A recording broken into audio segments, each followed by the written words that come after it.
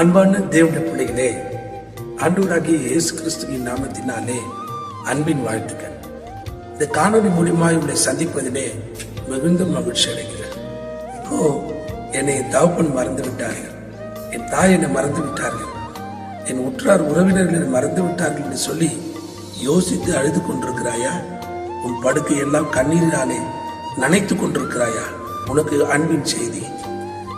இயேசு கிறிஸ்து சொல்லும் போது அந்த வார்த்தை எழுதப்பட்டிருக்கிறது, நீ என்னால் மறக்கப்படுவதில்லை, நான் உன்னை மறந்து போவதில்லை, நான் உன்னை மறப்பதில்லை என்று சொல்லி ஆண்டவர் வார்த்தை கொடுத்திருக்கிறார்.